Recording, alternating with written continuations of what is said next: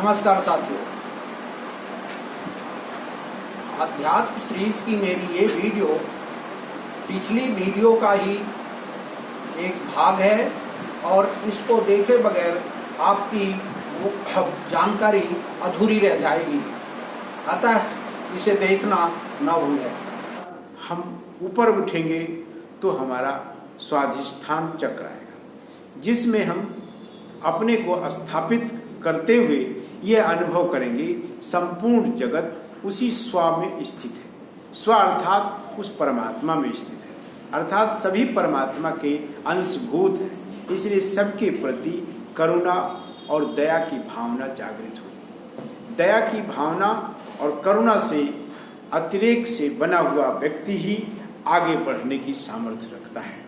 जैसे ही वो स्वाधिष्ठान में पहुंचेगा, स्वाधिष्ठान में उसे पूरा संसार आनंद और सुख और भोग का एक महा उद्यान प्रतीत होने लगेगा।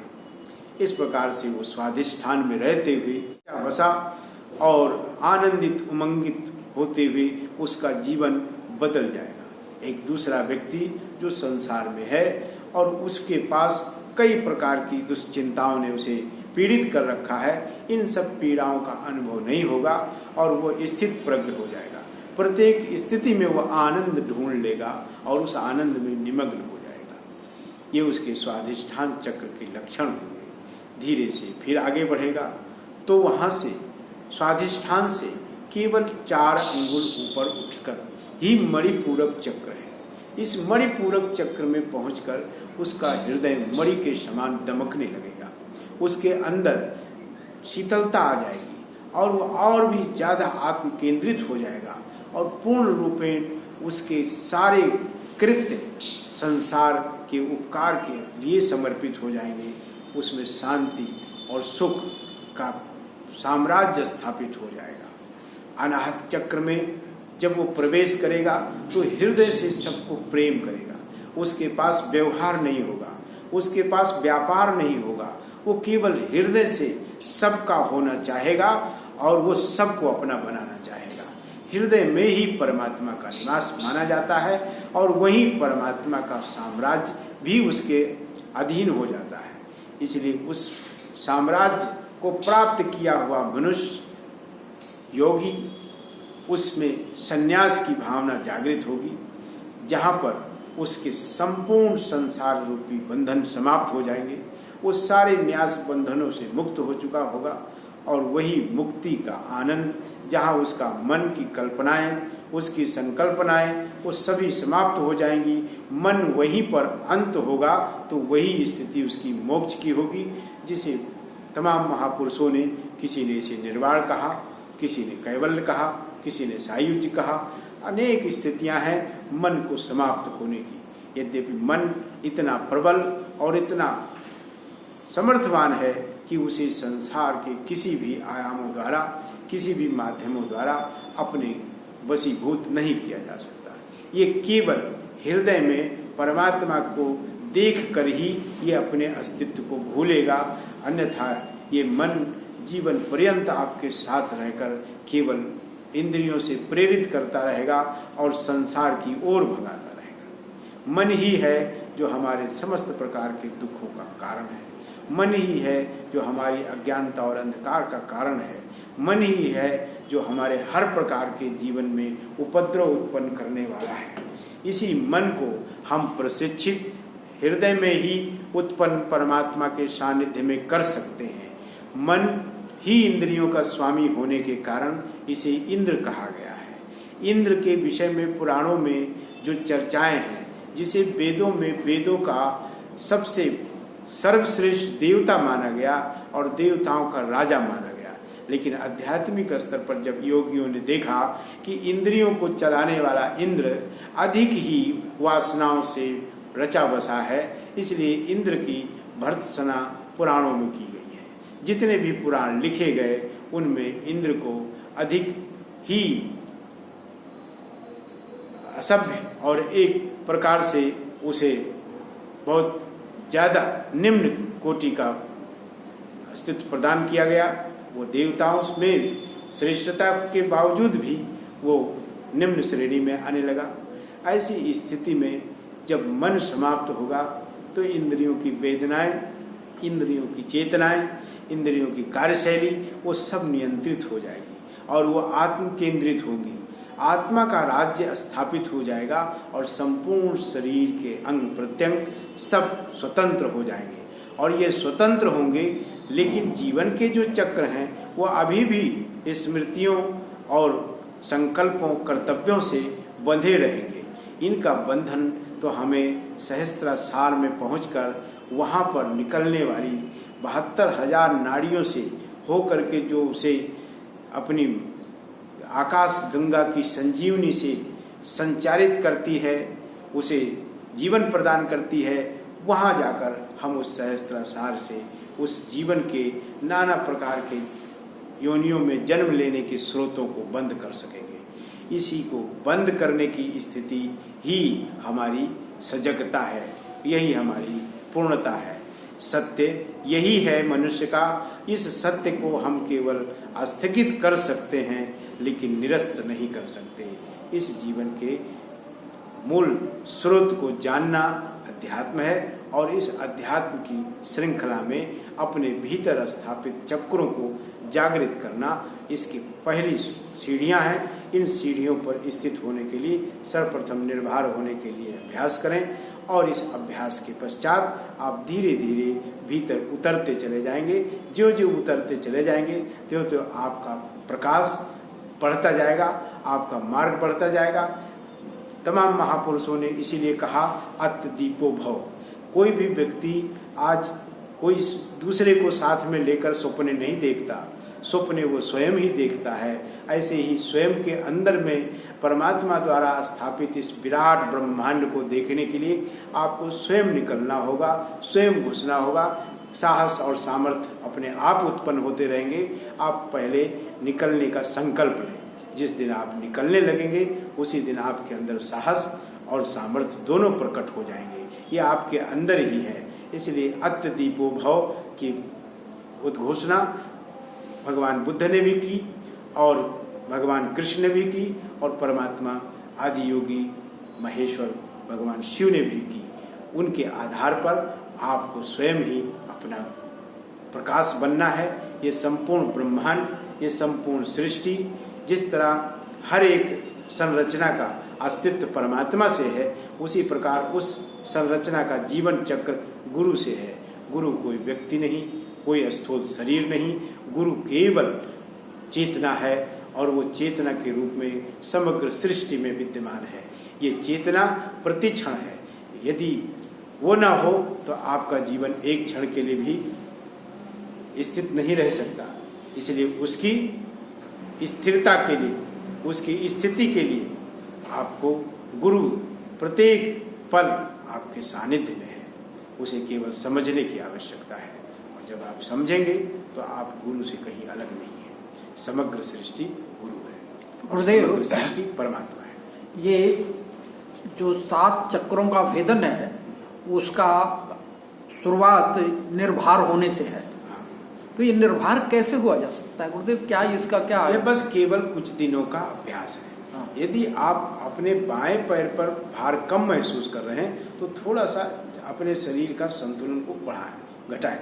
यानी उसमें जिस तरीके से तराजू में एक कील हुआ करती है, वो कील जब सीधे समकोण का आकृति बनाती है तो वो सही मानी जाती है। इसलिए समकोण स्थिति अपने आप में बनाने के लिए पृथ्वी से समकोण, तो पृथ्वी से समकोण बनाने 90 अंश की डिग्री बनाने के लिए आप उसे अपने भार को धीरे धीरे कम और ज़्यादा करेंगे। जैसे जैसे आप करेंगे और महसूस करेंगे, ये केवल 2-4 दिनों का ही प्रयोग है। 2-4 दिनों में ही आप इसमें महारत हासिल कर सकते हैं और आप दिन में कई बार इस स्थिति को देख सकते हैं। जब भी आप खड़े हो आप अनुभव करेंगे कि हमारा भार किधर है।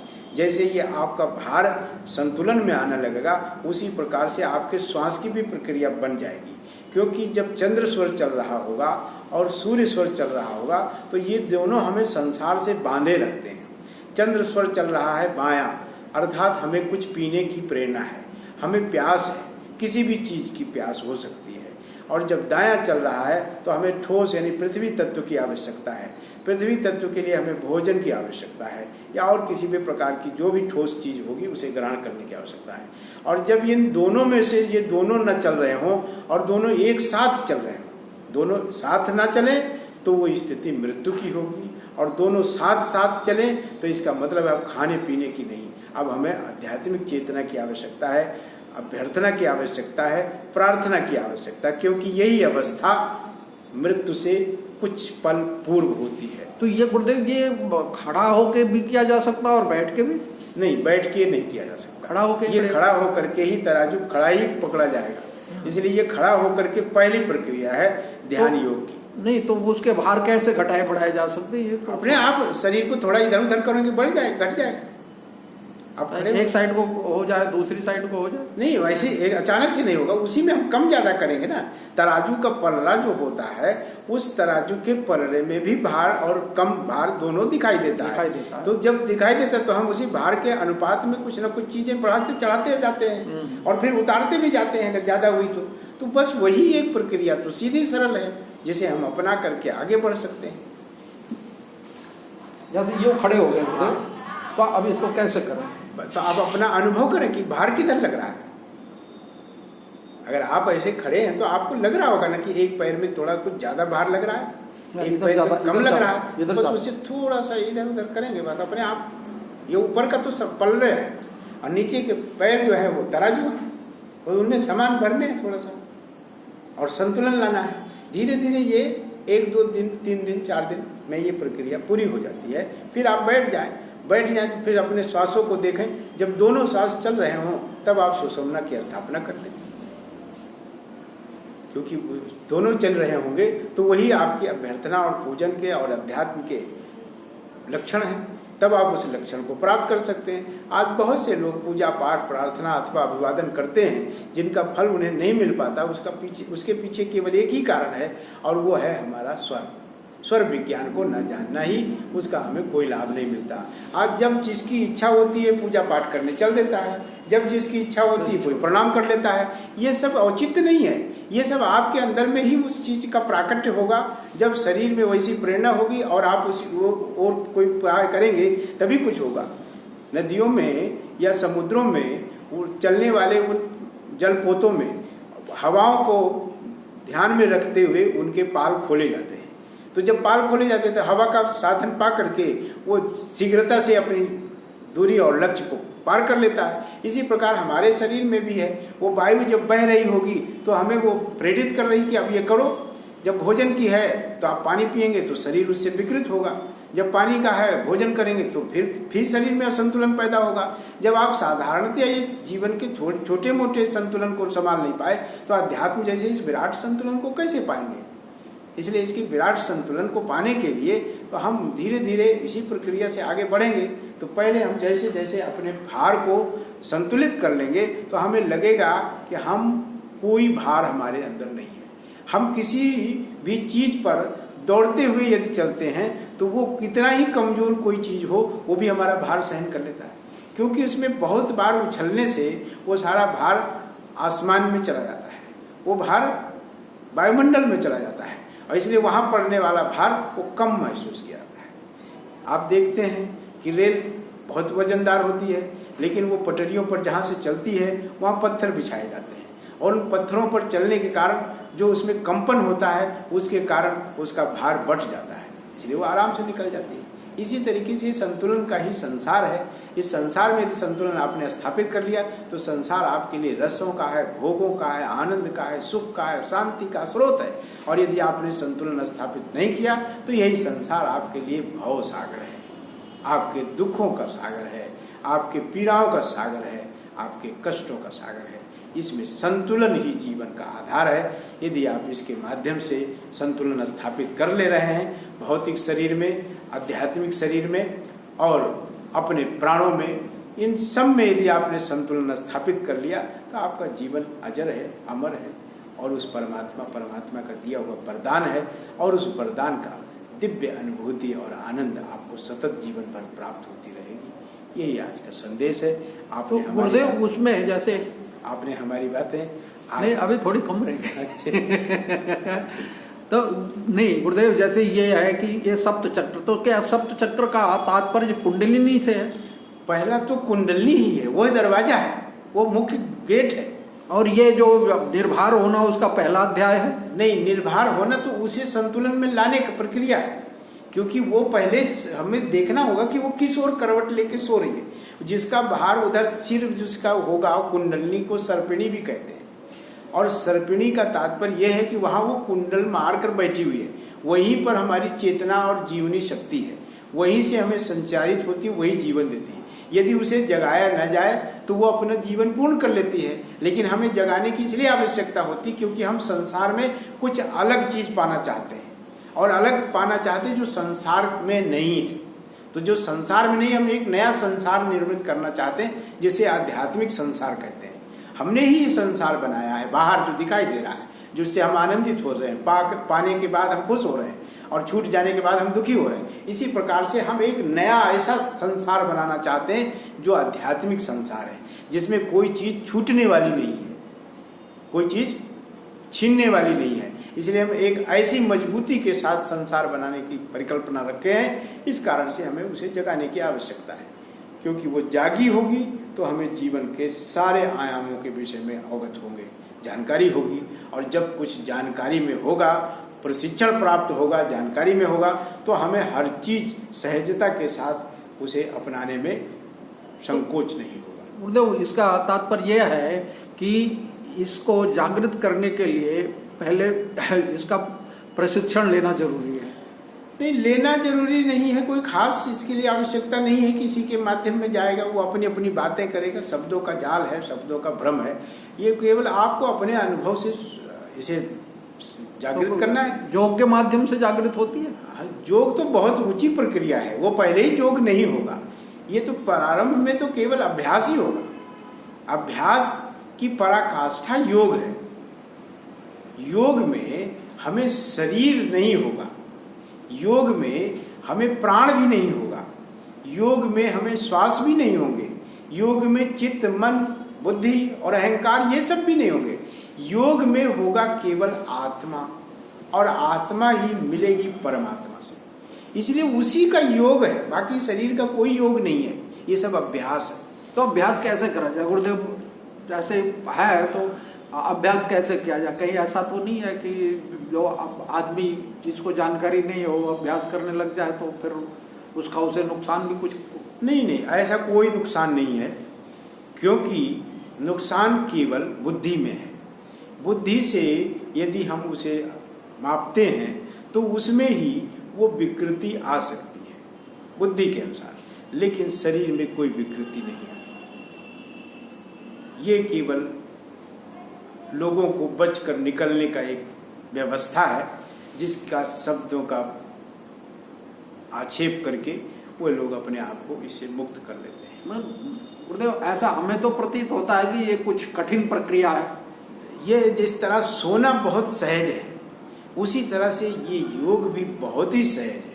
और जैसा कि मैंने पहले निर्भर की बात कही, वो निर्भर होने की अवस्था से जैसे आप इससे पार निकलेंगे, आगे आपको इतना सरलतम मार्ग मिलेगा। कोई प्रतिस्पर्धा और प्रतियोगिता नहीं है, आगे बिल्कुल सरल है।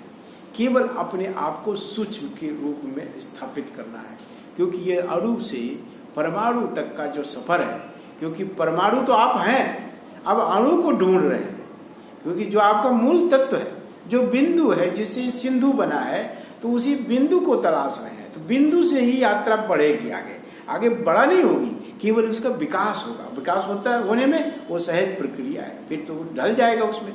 आप किसी नाली में पानी डालते हैं, फिर उसकी अपेक्षा करते हैं कि कहाँ उसको जहाँ लक्ष्य तक जाना है वो अपने आप चला जाता है, इसलिए सहज चला जाएगा। इसके लिए कोई जरूरत नहीं है कोई और करवाएगा या आपको ले जाएगा। बस आप नाली में फिट हो जाइए, पाइप में आप लग जाइए, आप लाइन में हैं तो आप पहुंच जाएंगे वहां पर।